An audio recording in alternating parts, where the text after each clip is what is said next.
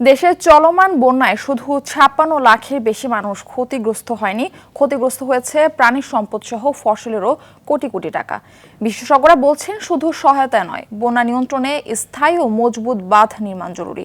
সেই সঙ্গে ত্রাণ ও পুনর্বাসন কাজকে দুর্নীতিমুক্ত করতে হবে।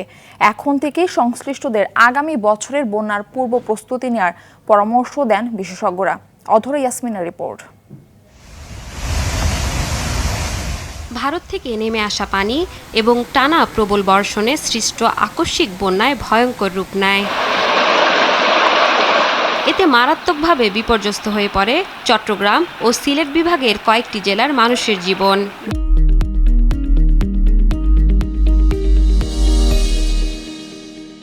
দু এক স্থানে বন্যার কিছুটা উন্নতি হলেও এখনও প্রায় অর্ধকোটি মানুষ পানিবন্দী।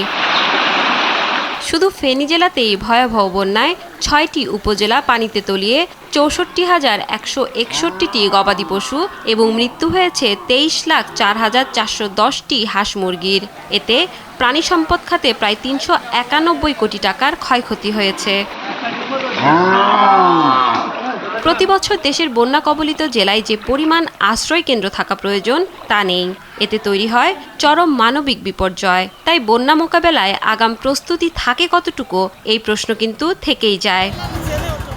সনাতন পদ্ধতিতে বন্যা নিয়ন্ত্রণ না করে আধুনিক বিশ্বের মতো স্থায়ী বাঁধ নির্মাণের পরামর্শ দেন এই দুর্যোগ ব্যবস্থাপনা বিশেষজ্ঞ। বাঁধগুলা দীর্ঘমেয়াদী এবং এখন থেকেই আমাদের কিন্তু পরিকল্পিত, এবং যে ক্লাইমেট চেঞ্জের কথা বলছি, এই বন্যার প্রকোপ এবং বন্যার ইন্টেন্সিটি, যে তীব্রতা আরও কিন্তু বাড়বে। এই জন্য ওইটাও কনসিডারে আনতে হবে।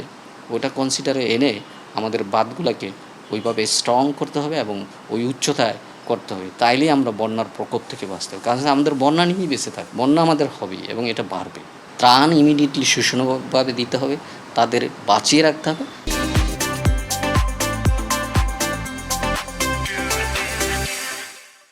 পূর্বাভাস না বোঝা কিংবা সময় মতো পদক্ষেপ না নেয়ায় ক্ষতির পরিমাণ বেশি হতে পারে বলে জানালেন এই জলবায়ু পরিবর্তন বিশেষজ্ঞ। পূর্বাভাসটা কিন্তু সেভাবে সঠিকভাবে ছিল না, তো না থাকা অনেক সময় যখন ১, ২, ৩ দিন আগে বন্যার পূর্বাভাস দেয়া যায়, এবারও সেই ৩ দিন আগে দেয়া হয়েছিল, কিন্তু বৃষ্টিপাতের পরিমাণটা কি হবে সেরকম কিছু বলা ছিল না বৈজ্ঞানিকভাবে। তো যার জন্য বাংলাদেশে এত বেশি বন্যা উদ্রেক করেছে। সরকারের পক্ষ থেকে বন্যায় আক্রান্ত জেলাগুলোর বিভিন্ন জায়গা চিহ্নিত করে সঠিক উপায় গ্রহণ করলে সহজেই বন্যা মোকাবেলা করা যাবে বলে মনে করেন সংশ্লিষ্টরা। এখন থেকেই প্রস্তুতি নেওয়া উচিত যে আগামী বন্যার সময় আমরা কিভাবে ব্যবস্থাপনা করব, এবং এই ক্ষেত্রে ভারত বাংলাদেশের মধ্যে সহযোগিতাটা কিভাবে হবে এটাও ঠিক করা দরকার। অধরা ইয়াসমিন, RTV, ঢাকা।